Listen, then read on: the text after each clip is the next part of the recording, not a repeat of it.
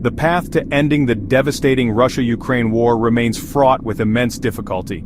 Efforts to find a peaceful resolution are continually challenged by complex geopolitical dynamics and deep-seated mistrust.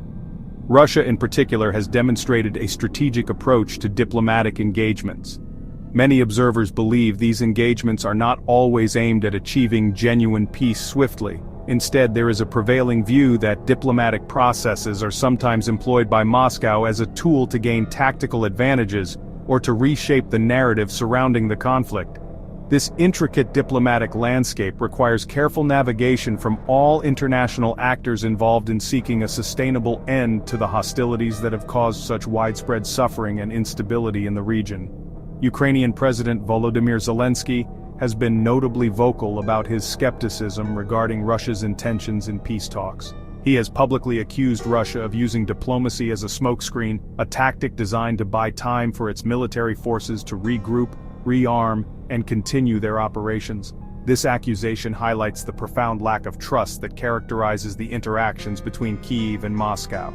From Ukraine's perspective, any diplomatic overture from Russia must be scrutinized for hidden motives, given the ongoing aggression. This stance underscores the severe challenges faced by mediators and the international community in trying to bring both sides to a point of sincere negotiation where progress can be made.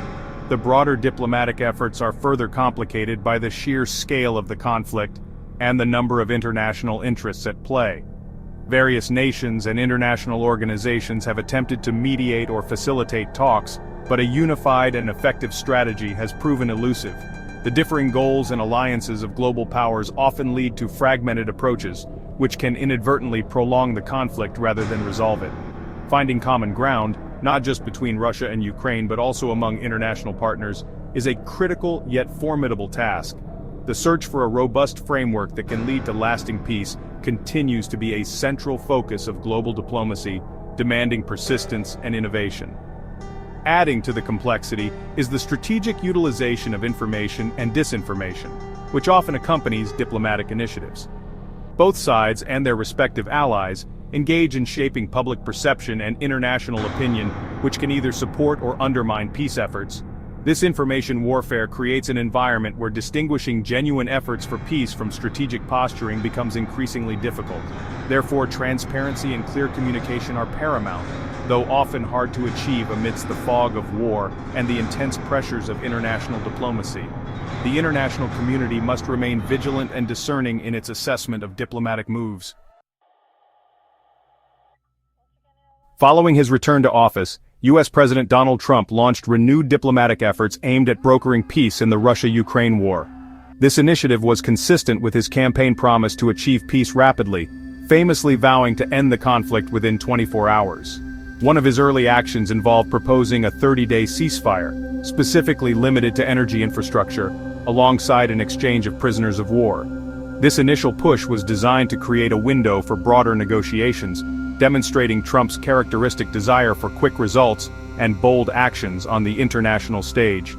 His approach, however, immediately drew a mixture of hope and apprehension from various global quarters. President Trump's diplomatic style, often described as mediation with muscles, was evident in his handling of the Ukraine situation. To pressure Kyiv into accepting the proposed 30-day ceasefire, his administration reportedly suspended some military aid and intelligence sharing to Ukraine. This move exemplified his belief in using leverage to achieve diplomatic outcomes. His broader peace proposal, however, faced criticism for appearing to favor Russian interests.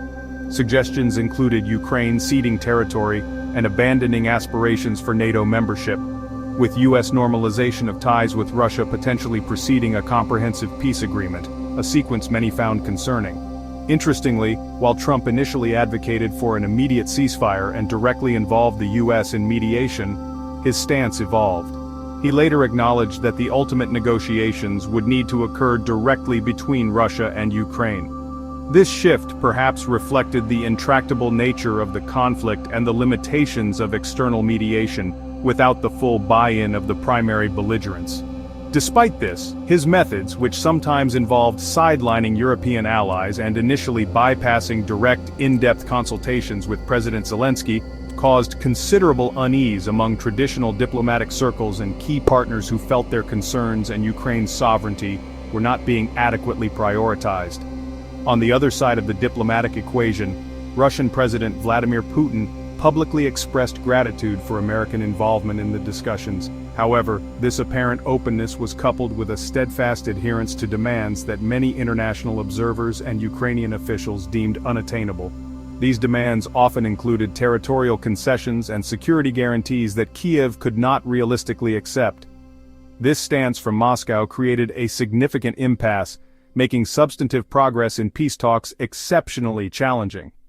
Putin's position underscored the vast gulf that remained between the warring parties despite the high-profile diplomatic interventions from Washington and other international actors.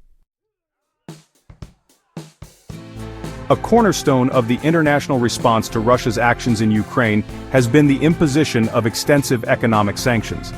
These measures, implemented by a broad coalition of countries, were designed to cripple Russia's war machine by targeting key sectors of its economy, limiting its access to international finance, and impacting its technological capabilities. The primary aim was to exert significant economic pressure on Moscow, compelling it to reconsider its military objectives and seek a diplomatic resolution. The sanctions targeted everything from major banks and state-owned enterprises to crucial industries like energy and defense, creating a wide-ranging economic blockade intended to have severe consequences.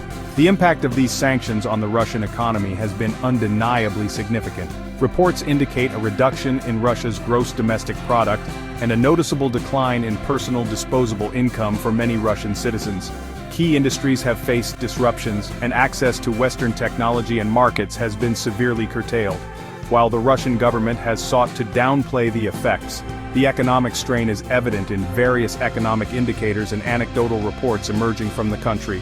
The long-term consequences of this economic isolation are expected to be profound, potentially reshaping Russia's economic structure for years to come, even if a resolution to the conflict is found. Despite the considerable pressure, Russia has actively sought ways to mitigate the impact of sanctions and adapt its economy to the new reality. Moscow has pursued strategies such as trade deflection, redirecting its exports and imports towards countries not participating in the sanctions regime. Furthermore, Russia has worked to establish alternative financial mechanisms to bypass Western-dominated systems, including an increased reliance on national currencies for trade with partners like China. These countermeasures, while not entirely negating the sanctions' effects, have provided Russia with some resilience, allowing its economy to continue functioning, albeit under considerable duress and with a reorientation towards new economic partners. However, it is crucial to acknowledge the limitations of sanctions in achieving immediate strategic shifts in Russia's military operations. While they have certainly weakened Russia's war economy and complicated its logistical capabilities, they have not, as of early 2025, forced a fundamental change in Moscow's core objectives or its willingness to continue the conflict. The European Union, for instance, continues to refine its approach, with recent sanctions packages targeting Russia's shadow fleet used for oil exports and further tightening restrictions on military supply chains. This ongoing effort highlights the belief that sustained economic pressure remains a vital component of the broader strategy to influence Russia's calculations. The provision of substantial military support to Ukraine has proven to be a critical factor in its ability to withstand and counter Russian advances. Equipment, training, and intelligence sharing from international partners have enabled Ukrainian forces to mount a formidable defense, inflict significant losses on the aggressor, and even reclaim territory in certain areas. This assistance has been instrumental in preventing a swift Russian victory, and has demonstrated the effectiveness of a well-equipped and motivated military in modern warfare. The resilience shown by Ukraine, bolstered by this external support, has fundamentally altered the trajectory of the conflict, turning it into a protracted and costly engagement for Moscow. Alongside international aid, Ukraine's own defense industry has experienced remarkable growth and adaptation since the full-scale invasion.